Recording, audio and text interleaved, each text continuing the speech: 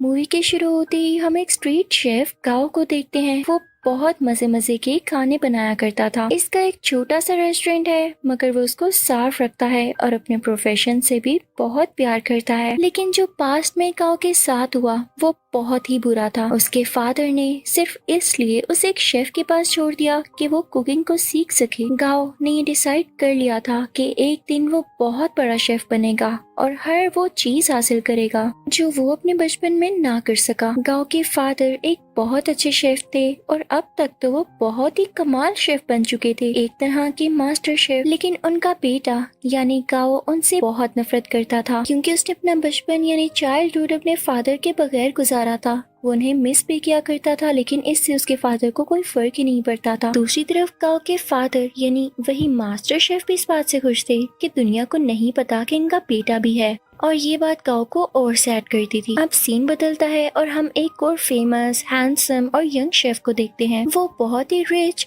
और royal families के लिए खाना बनाया करता था। उसका नाम पोल होता है। पोल का ये ख्वाब था कि वो अपने फादर के लिए अपनी कंट्री में एक रेस्टोरेंट बनाएगा। इसलिए वो अब्रोड को छोड़ते हुए और सब ऑफर्स को मना करते हुए अपनी कंट्री वापस आ जाता है। वहाँ जाकर वो एक फिश सेलर के पास जाता है और कहता है कि मुझे एक बड़ी सी मछली तो दिखाओ। तो फिश सेलर उसे मना कर देता है।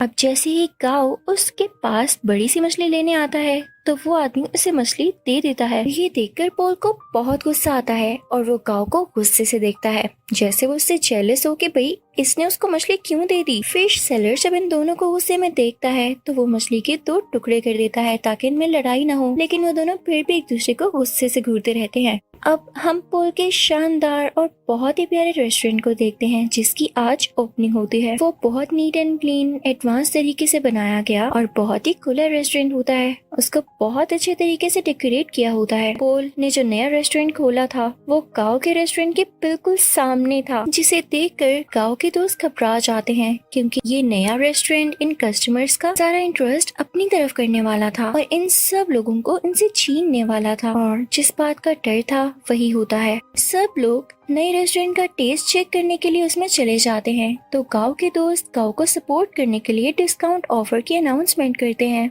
जो कस्टमर्स को वाकई में अट्रैक्ट करती है, और वो फिर से गांव के रेस्टोरेंट की तरफ चल पड़ते हैं। इस बात से पोल के दोस्तों को बहुत गुस्सा आता है और वो इनसे आके गुस्से से बात करते हैं कि तुम लोगों के साथ मसला क्या है, हमारी सक्सेस तुम लोगों से देखी नहीं जा रही। फिर एट द एंड दोनों पार्टीज में डिसाइड होता है कि क्यों ना एक कंपटीशन रखा जाए और देखा जाए कि किस शेफ के हाथ में ज्यादा टेस्ट है। अब दोनों को जबरदस्ती कंपटीशन में पार्ट लेने के लिए कहा जाता है। पहले तो वो मान नहीं रहे होते, लेकिन जब एक दूसरे को देखते हैं तो पहचान लेते हैं कि इन लोगों का सामना तो उस दिन फिश स्टॉल पर हुआ था। तो ये लोग कंपटीशन के लिए रेडी हो जाते हैं। अब टेबल लग जाता है और उस पर एक बड़ी सी फिश रखी जाती है जिसको इन दोनों ने काटना था। अब सबसे पहले पोल फिश को काटता है और उसके कांटे बहुत स्मूथली और तेजी के साथ निकालने लगता है। उसका ये तरीका सबको बहुत पसंद आता है। अब वो फिश फेंकता है गाओ की तरफ। गाओ भी फिश को बड़े अच्छे तरीके से काटता है और उसकी स्किन जब सबको दिखाता है तो उस पर जरा सा भी फ्लैश नहीं होता, यानी उस पर जरा सा भी फिश का मीट नहीं लगा होता। तो उसको भी सब बहुत एडमायर करते हैं, यानी दोनों की बराबर तारीफ होती है। अब वहाँ एक चेयरमैन भी होते हैं जो उनसे कहते हैं कि एक इंटरनेशनल कुकिंग कंपटीशन होता है, मुझे लगता है कि तुम दोनों को उसमें पार्ट लेना चाहिए। अब दोनों को प्रूव तो करना था कि इनमें से कौन बेस्ट शेफ है।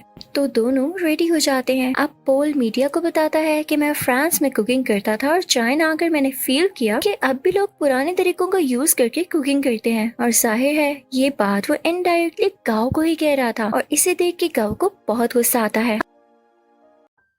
अब वहाँ सबको पता चलता है कि पहले इनका आपस में कंपटीशन होगा। अगर ये लोग उसे जीत जाते हैं तब ये लोग फाइनल तक पहुँच सकेंगे और साथ ही साथ बहुत ही बड़े मास्टर शेफ से मिलने का भी चांस मिलेगा। और ये मास्टर शेफ कोई और नहीं बल्कि गाओ के ही फादर थे। उधर गाओ के रेस्टोरेंट में पोल की दोस्त आती है और गाओ और उसकी दोस्त को रेस्टोरेंट आने का कहती है कि आज का खाना आप हमारी तरफ खाएं। अब वो दोनों यानी गाओ और उसकी दोस्त पोल के रेस्टोरेंट तो जाते हैं, लेकिन उनको खाना पोल नहीं बल्कि पोल की वही दोस्त करती है। दिखने में वो खाना तो फ्राइड एग और एक प्लांट पोट की तरह लग रहा था, लेकिन उसका टेस्ट एकदम अलग था। तो ये देख के वो सोचता है कि वाकई पोल की कुकिंग बहुत एडवांस है। तो वो सीधा किचन में जाता है और उसको गुस्से से कहता है, पोल अपना खाना अच्छा दिखाकर क्या साबित करना चाहते हो? कि तुम बहुत अच्छे कुक हो। तो पोल चुप रहता है और उससे मीट पकाने का कहता है कि चलो देखते हैं कौन ज्यादा अच्छा मीट पका सकता है। गाओ चैलेंज एक्सेप्ट करता है। अब गाओ बहुत ही अच्छे तरीके से वो मीट पकाता है। वो बहुत डिलीशियस लग रहा होता है।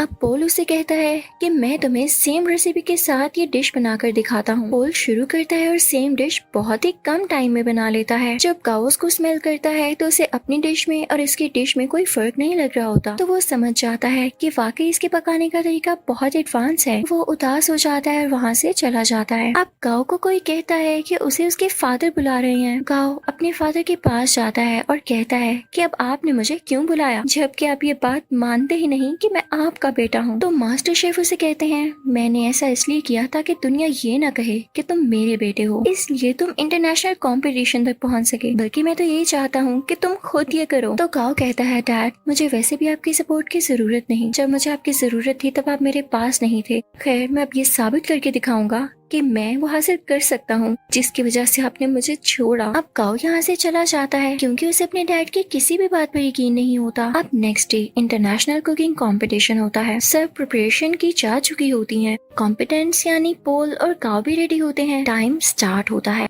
पोल की कोई स्वीट डिश होती है और गाओ की चिकन डिश। दोनों बहुत मेहनत से अपनी डिशेस तैयार करते हैं। पोल तो टाइम से पहले ही अपनी डिश तैयार कर लेता है, लेकिन उसके बाद गाओ की भी शानदार डिश रेडी हो जाती है। उसने भी टाइम पर अपना दिया गया टास्क पूरा कर लिया था। जजेस और ऑडियंस बहुत इम्प्रेस होते हैं और अब उनकी डिशेस को टेस्ट किया जाता है और दोनों के सेम पॉइंट्स आते हैं क्योंकि जज को उनके खाने में इतना ज्यादा डिफरेंस नहीं लग रहा था, यानी दोनों की डिशेस बहुत मजे की थी। तभी स्टेज पर एक जज आता है और इस कंफ्यूजन को क्लियर करने के लिए कहता है कि नो डाउट दोनों की डिशेस की टेस्ट बहुत आला थे, लेकिन मुझे टाइम मैनेजमेंट पॉल की ज्यादा पसंद आई, इसलिए ये कंपटीशन पॉल ने अपने नाम कर लिया है। पॉल यहाँ पर बहुत ज्यादा खुश हो जाता है। गाओ क्योंकि कंपटीशन हार चुका होता है तो वो बहुत ज्यादा उदास होने की वजह से अपने घर भी नहीं जाता और वीडियो गेम्स खेलने के लिए चल पड़ता है। वो कई दिन तक अपना टाइम यूं ही स्पेंड करता रहता है और एक दिन उसके पास वही शेफ आते हैं जिनके पास उसने अपना बचपन गुजारा और उसी के पास गाओ के डैड उसे छोड़ कर गए थे। वो उसे समझाते हैं कि गाओ देखो, हार जीत तो इंसान की जिंदगी का हिस्सा होती है ना।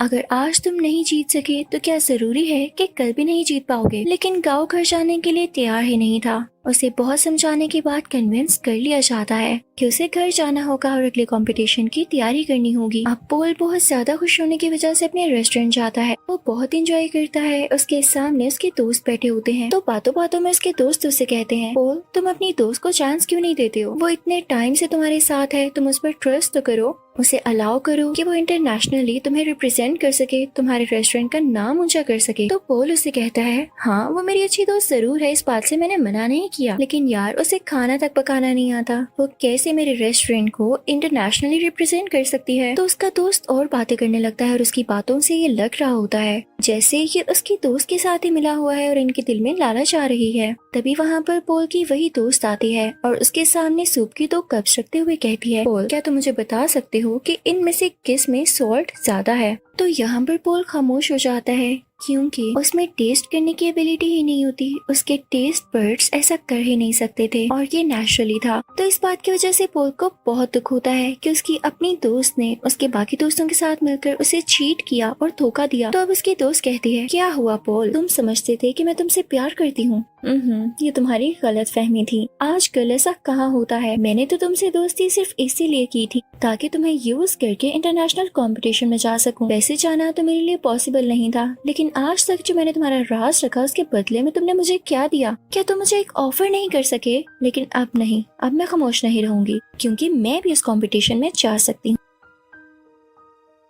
अब यहाँ पर एक और बड़ी बात रिवील होती है कि पोल की दोस्त पोल के ही दोस्त के साथ मिलकर पोल को चीट कर रही थी क्योंकि वो दोनों अब रिलेशनशिप में थे और पोल के अगेंस्ट ही एक साजिश यानी कॉन्स्पिरेसी चल रहे थे कि पोल के रेस्टोरेंट को बेच देंगे और उनसे जो पैसे आएंगे उनसे अपनी लाइफ स्टार्ट करेंगे। लेकिन पोल भी ऐसा होने दे नहीं सकता था। पोल बहुत उदास हो जाता है और अपने रेस्टोरेंट से बाहर आ जाता है। रात हो चुकी होती है और वो बाहर बैठकर ड्रिंक करने लगता है। तभी उसे गाओ भी देख लेता है और उसके पास आके कहता है पोल तुम उदास क्यों बैठे हो यार, तुम तो जीत चुके हो, तुम्हें खुश होना चाहिए। तो पोल उससे कहता है हाँ जीत तो चुका हूँ पर हार भी बहुत कुछ चुका हूँ। खैर तुम छोड़ो, तुम्हें एक बात बताता हूँ, सामने ये बैनर देख रहे हो, वो इनफैक्ट गाओ के फादर यानी उसी मास्टर शेफ की पिक्चर होती है। तो पोल उसकी तरफ इशारा करके कहता है कि ये मेरे आइडियल हैं, मैं चाहता हूँ मैं इनकी तरह बनूं। तो गाओ आगे से हल्का सा मुस्कुराता है और कहता है पोल, ये मेरे फादर हैं, तुम यही सोचते हो ना कि अच्छे इंसान है और तुम इनके जैसा बनो, तो मैं तुम्हें बताऊं मेरे फादर दिल के बहुत बुरे हैं। गाओ उसे अपने पास्ट की स्टोरी बताने लगता है कि उन्होंने मेरे साथ क्या क्या किया। पहले तो पोल कहता है गाओ तुम मजाक कर रहे हो यार, बस कर दो। लेकिन गाओ उसे बताता है नहीं, वो मुझे बचपन में वाकई में छोड़ गए थे सिर्फ इसलिए कि मैं उनके प्रोफेशन को अपना नहीं पा रहा था। मैंने अपना सारा बचपन उनके बगैर गुजारा है।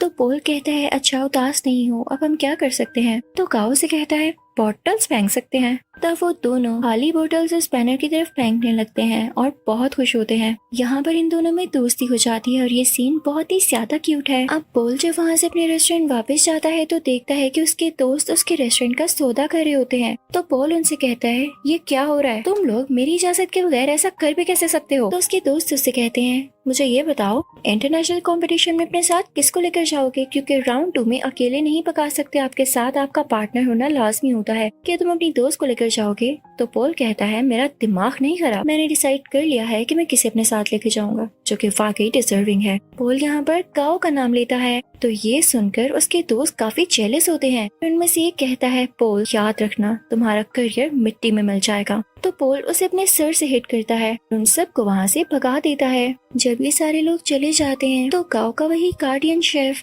पोल से कहता है पोल वाकई तुमने ये सोचा है कि तुम गाओ को अपने साथ लेकर जाओगे। तो पोल कहता है हाँ क्यों नहीं, और साथ ही वो गाओ के शोल्डर पर पैट करता है और कहता है हाँ ये डिजर्विंग है। सब बहुत खुश होते हैं। अब यहाँ पे कंपटीशन की तैयारियां शुरू हो जाती हैं। दोनों में ये डिसाइड होता है कि पोल गाओ को अपने नए तरीके सिखाएगा, जबकि गाओ पोल को अपने पुराने तरीके जिस तरह से वो कुकिंग करता है। गाओ पोल से कहता है तुम परेशान मत होना, अगर तुम्हारे टेस्ट बड्स काम नहीं करते मैं तुम्हारा टेस्ट वापस लाने में तुम्हारी मदद करूंगा। वो उसे समझाता रहता है कि इस तरह करो।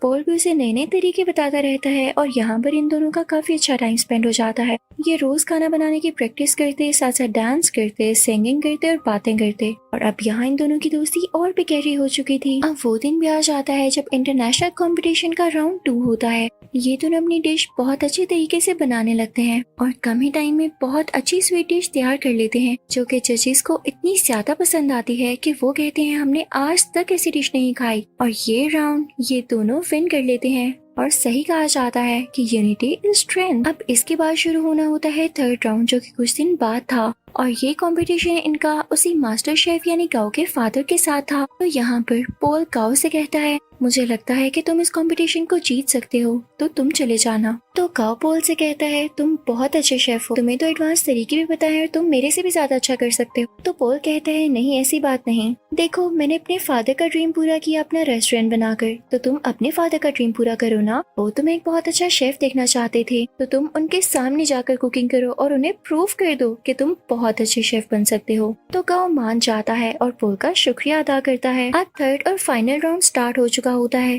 दूसरी तरफ मास्टर शेफ भी अपनी डिश बनाने लगता है। अब गाओ भी शुरू हो जाता है, लेकिन शुरू होने से पहले ही उसे अपने बचपन की कुछ यादें आने लगती हैं, जहाँ पर उसके फादर उसे छोड़ गए थे और उसे काफी बच्चे बुली किया करते थे। वो उन्हीं यादों में खो जाता है। उसके फादर आकर उसके मुंह पे पानी गिराते हैं और कहते हैं अपना काम शुरू करो। तो अब यहाँ पर गाओ कुछ बनाना शुरू करता है। दूसरी तरफ गाओ के फादर यानी वही मास्टर शेफ बहुत ही ज्यादा प्यारी स्वीट डिश बनाते हैं, जैसे फायर लगी हो और उसमें से एक फूल निकल रहा हो। उस फूल का बहुत ही आला टेस्ट होता है। जजेस को ये बहुत ज्यादा पसंद आता है। और जब गाओ की बारी होती है कि वो अपनी डिश दिखाए कि उसने क्या बनाया है, तो वो एक बाउल में नूडल्स बनाकर सीधा अपने फादर के पास जाता और उनको वो प्रेजेंट करता है। मास्टर शेफ उसे टेस्ट करते हैं तो वो नूडल्स उन्हें बहुत अच्छे लगते हैं। और ये वही नूडल्स होते हैं जिनकी वजह से गाओ को उसके फादर से डांट पड़ी थी कि तुम तो नूडल्स तक नहीं बना सकते। और आज गाओ ने इतने मजे के नूडल्स बनाए थे कि उसके फादर उसे खाना ही नहीं छोड़ते और नूडल्स को वाइल्डली खाने लगते हैं। वो अपने बेटे को रोक के कहते हैं शाबाश बेटा, तुमने बहुत अच्छे नूडल्स बनाए। वो यहाँ पे काफी इमोशनल हो जाते हैं। तो ऑडियंस को भी पता चल जाता है कि एक तो इनका सरनेम सेम है और इन लोगों का बिहेवियर देख के भी यही लग रहा है कि ये बेटा और बाप हैं। यहाँ पर गाओ का ख्वाब भी पूरा हो चुका था और उनके फादर का भी। अब उधर हम रेस्टोरेंट में देखते हैं कि पोल और गाओ अब साथ काम करते हैं और उनकी ऑडियंस पहले से कई ज्यादा है, यानी उनके पास और भी ज्यादा कस्टमर्स आते हैं। लोग उनका खाना बहुत ज्यादा पसंद करते हैं और इनके रेस्टोरेंट में अब रौनक ही रौनक हो जाती है। इसी के साथ ये मूवी यहीं पर एंड होती है।